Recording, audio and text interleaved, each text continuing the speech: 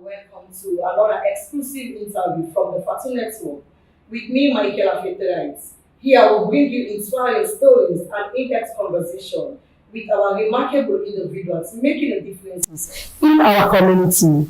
Today we have an exclusive interview with a dedicated advocate, Bubacarr Keita, who is steering to help children to steer away from drugs. So, Bob Keita will also discuss some of his personal background, explore the incredible and some of the work he does through his charity, and we discuss some of the challenges he faces. Bob Keita, first of all, I want to say thank you for joining us today. Thank you very much, my sister. It's a pleasure for me to be here.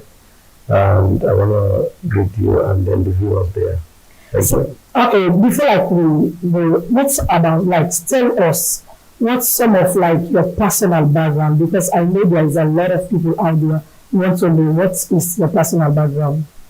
Yeah, my personal background is I'm a Gambian. My dad is from Basse, a village called Tamusanza, and my mom is a Fritonian from Sierra Leone. And that's all. I did my primary school in Tamusanza, that is Basse. Then later on, I came to Congo in Gambian. That's where I did my junior school, and I did my senior school at Sheikh Maska Senior Secondary School. So in short, that is it. And I'm a father, I'm a husband, I'm a businessman, activist, Yeah, that's all. So first of all, what's some of the things that inspire you to involve into charity? Yeah, because everything starts with vision. Because charity is something that has to come from your heart. Okay. There are people that are so charitable, but then they don't have money. Okay. But then there are people also that have money, they are not charitable. So it's like, to me, it's a passion, and it has to come from your heart. But also, what really inspired me is when I was in difficulties, I've seen how people were charitable to me. It's not only about money, but even kind words, advices, prayers. To me, all these things are charity. So after that, then I also said, okay, if I can have this love, support, both financial, kind word, gestures, and everything. So I will also do my part if I'm out. So that also motivated me to be, to be the charitable part. Okay, could you describe the mission of your charity? Yeah, like the charity, the foundation, it's in different components. Okay. We have the education part of it. We have the sport part of it. And then the other one also, that the health part of it. So what we started last year was we concentrated more, on the prison side, Okay. and the sports side. So this year we're doing more of the education side. To go to the schools, as you can see, we'll get to that in the bit. Talk to our brothers and our sisters about some of the things that is really affecting our environment right now. Yeah. So let's look at this way, because maybe people out there want to know if you have a specific age range you are focusing on. No, but there's no age range when it comes to charity work. But for us, our main focus is the youthful population. Those are the ones that are into a lot of things, and they need guidance, they need support, So this is the main focus now. What we are doing, we are actually targeting the youthful population for now. Then in the future, we'll see what we can do with the other age differences. Well, for now, we can see so many things, especially when it comes. So this push is really affecting of our young generation. What's your take on it?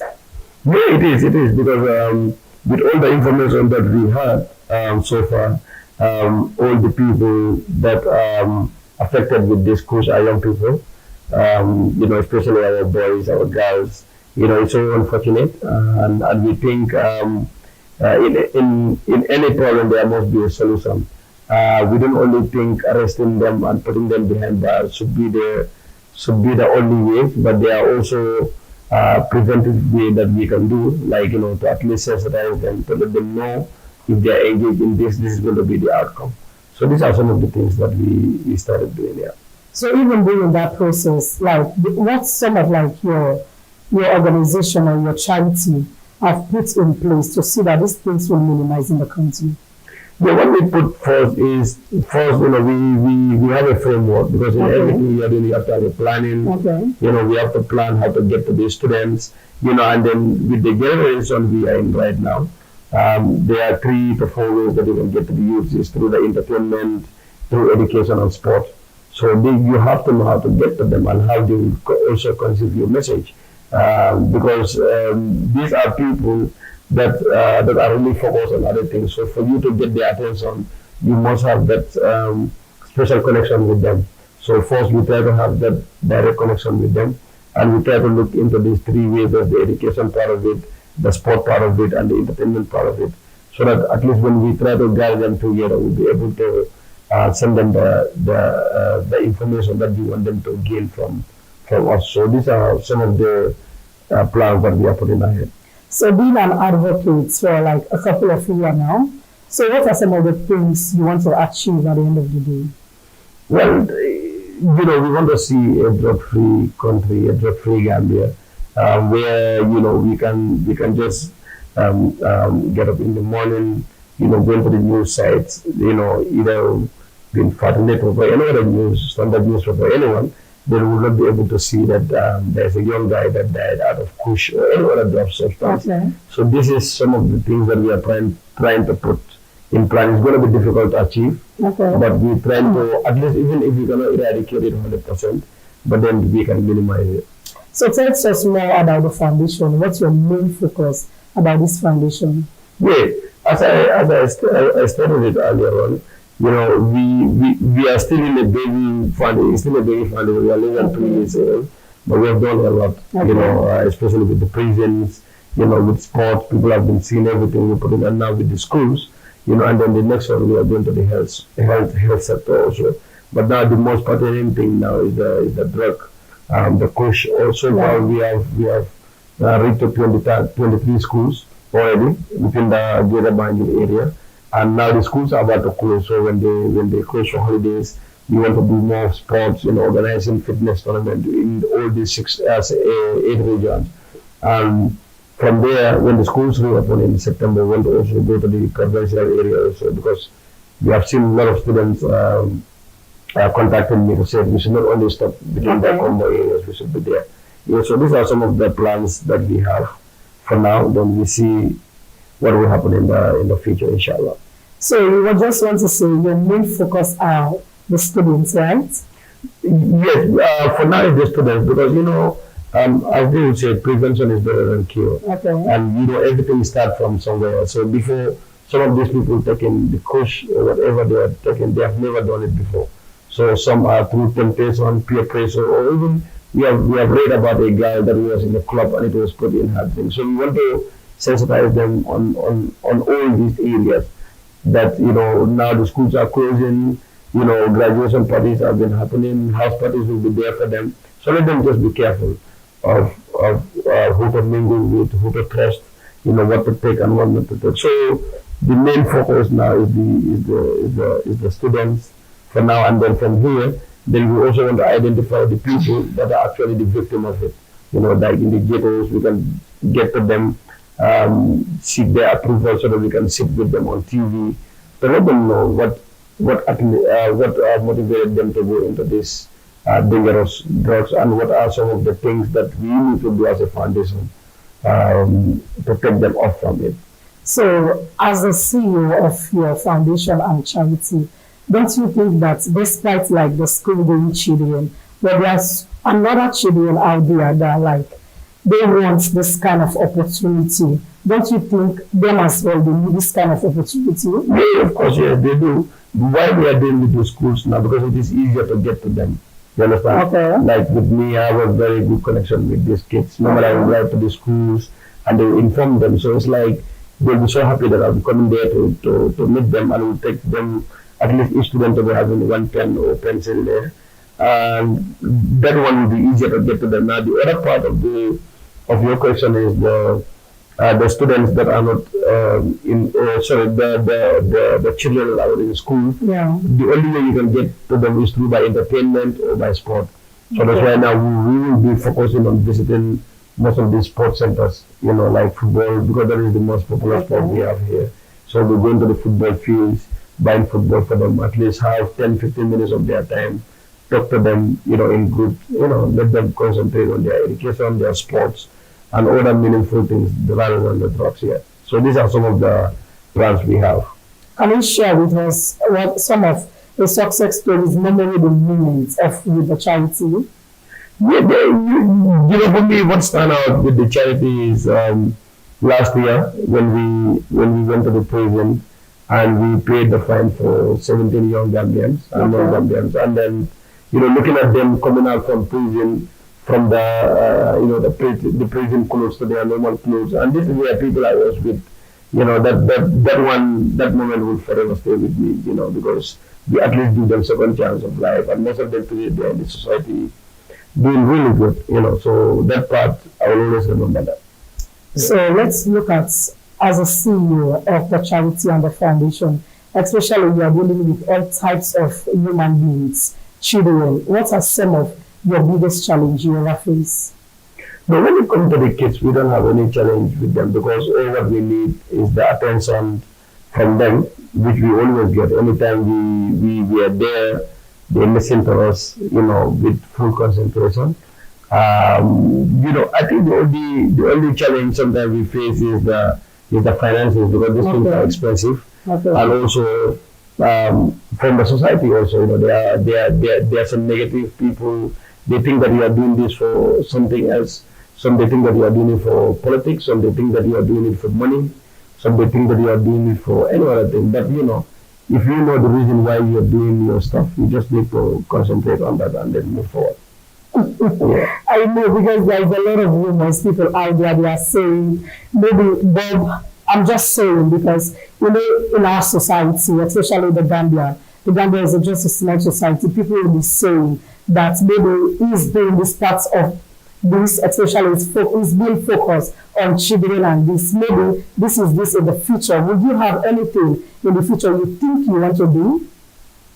No, as you said, even me myself, I've heard that a lot, but we live in an open society. People are entitled to say whatever they want. Yes, you understand. But as I said, I have lived with these people that are into drugs. I've lived with them for 2 years in prison, and you'll be surprised to know some of them, if they don't have this drugs, the reaction or things that they will do for themselves is just crazy. And this is why I took it upon myself that, okay, we will need to do something about it. What can we do? We can use our influence to talk to them, because I usually connect with the young people. So this is what we are doing. But in Gambia, people will speculate, they will talk, but at the end of the day, if your conscience is clear, then you can just move forward. Yeah. So what change do you want to bring in the lives of Gambians? With regards to what exactly? The charity.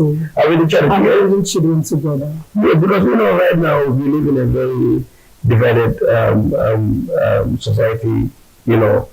Either been tribe or politics. Religions-wise, I will not say they are that divided, but I will always say this. We are the majority. That is the young people.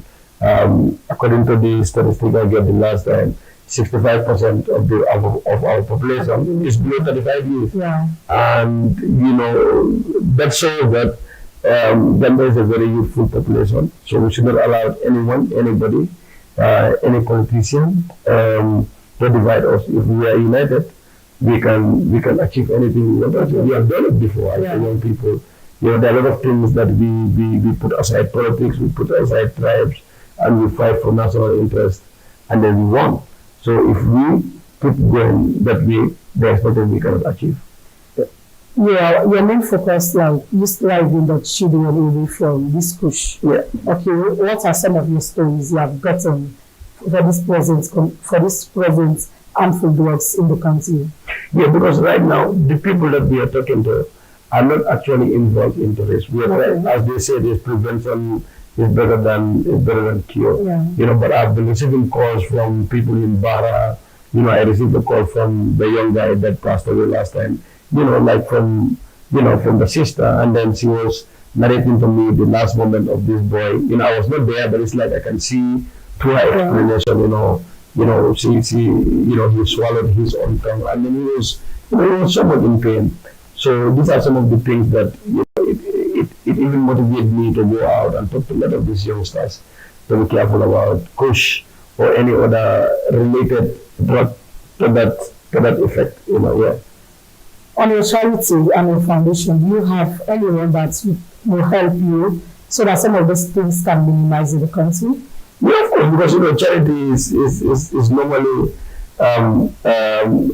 work given to you by other people, like either by cash or kind, because I don't have that kind of money. So we have people that are helping you. Sometimes they don't even give you money, but they also give you advice. They write for you, or you go. As you can see, last time I was going with the comedian, I was going with artists to schools. At least them also will add that value to the message that we are sending. So we have different people. Some they want to be mentioned. Some just want it just like that. Yeah, just like that. Okay. Yeah. So what long-term impact do your charity will have on the community? So now what we want to do now, we are working on having a rehab center. Okay. As you can know, in Gambia we don't have. I don't think so. We have, because the only rehab center we have here, I think that's a tanker.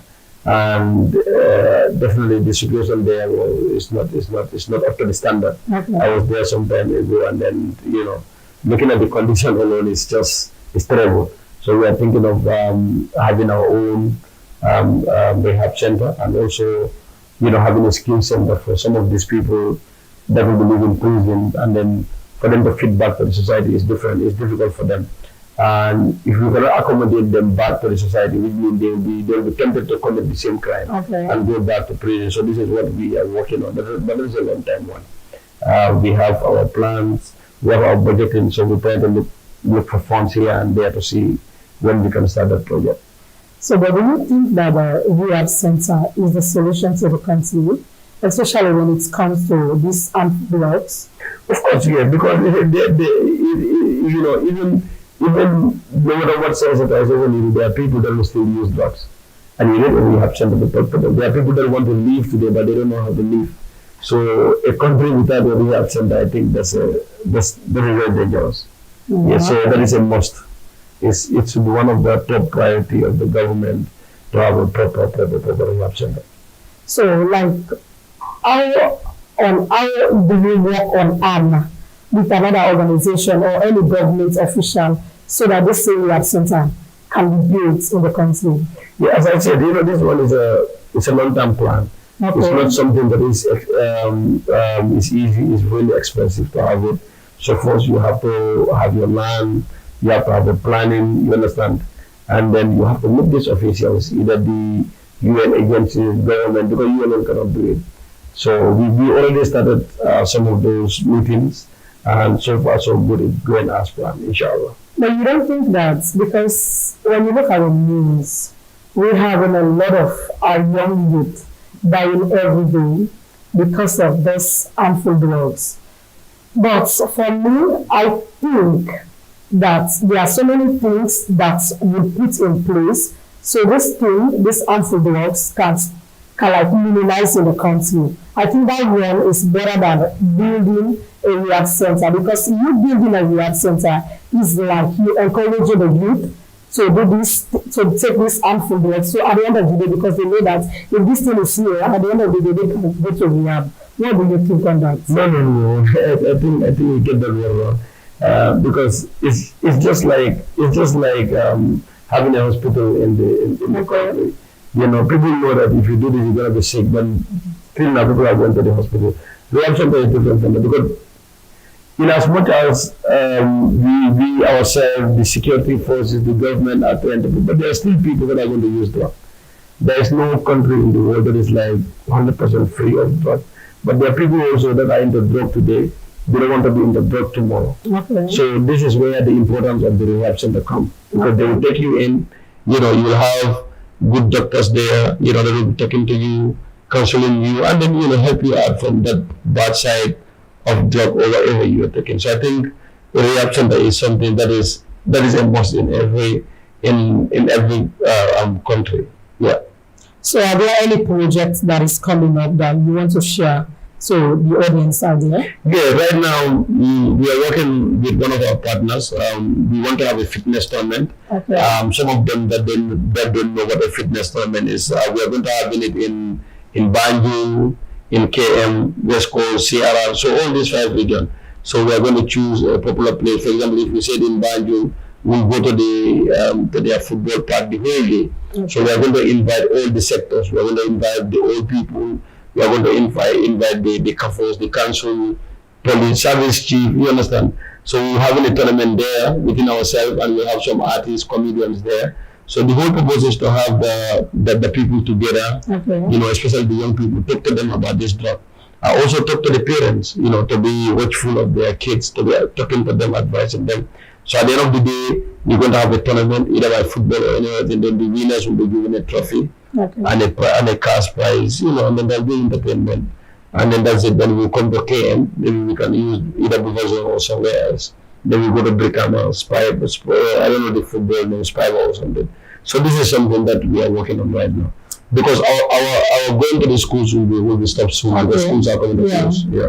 So, but at the end of the day, after these activities, what do you guys want to achieve? Yeah, but like as I told you, we have a statistics already. We know already how many schools we've been to, how many students we have reached out. Because any school that we go to, we're going to have a list of students that we have in there. So we want to know at the end of this campaign, how many students do we reach? Because we want to, our target is to reach out to 600,000 students. Because it's like 2 years. So we're going to do it from now to 2026. So at the end of the day, we will assess ourselves and also go back to the schools and see, okay, what are some of the progress? Either people are still into the drugs or, you know, it have declined. So this is something that we want to know at the end of the campaign. So at the end of the campaign, this is what you guys want to achieve. Yeah. So we'll be hearing a lot of name going on around in the country. Take the pen, something like that, leave the drugs. Tell us more about it. Yeah, because that is the slogan that we use, take the pen and leave the drug. And then, you know, at the time I was thinking about it, I never knew it would have that deep meaning. Okay. But then later on I saw one stars write about it to say that I don't know why I use the pen, but there is a very powerful one. Okay. But to me, I just take it this way: drug will only lead you to destruction, failure, hospital, graveyard, or prison. These are the only things that course will send you. But with the pen, you know, is mightier, is success. You know, you can, if you use it correctly, you know, you can become anything. You are sitting here today because you use the pen. I'm here with you also the same. So, you know, this was the whole idea. But then now I've seen that the message is spreading, which is a good thing. Yeah, that's good. Yeah. So, but let's look at another thing, because especially when it comes to these drugs, don't you think that our peer group influence is some of like, this is one of the key things that is affecting our children, this generation? Yeah, that is true. But this is why, you know, parents and guardians, teachers, ourselves will become important.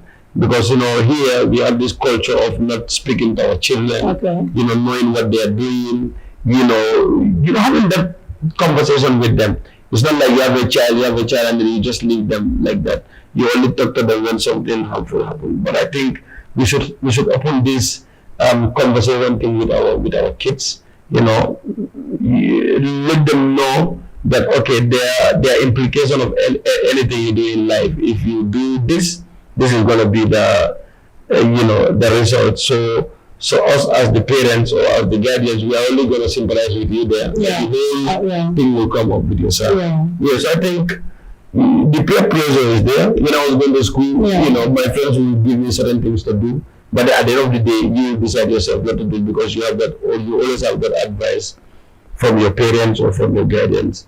So this is why it should be everybody's fight. It's not the only Bob. It should be everyone. As far as you are in the society, you should have a child that you can mentor and talk to them. Yeah. But your dedication to improve the lives of children and steering them away from drugs is truly inspiring. Thank you for sharing your story and insights with us today. But before we end, finally, do you have any message that you want to send out there to our audience? Yeah, the message is, I want to thank you so much for this opportunity and your media, that is for the network. The message is let's just try to be united as one people, as Gambian more importantly.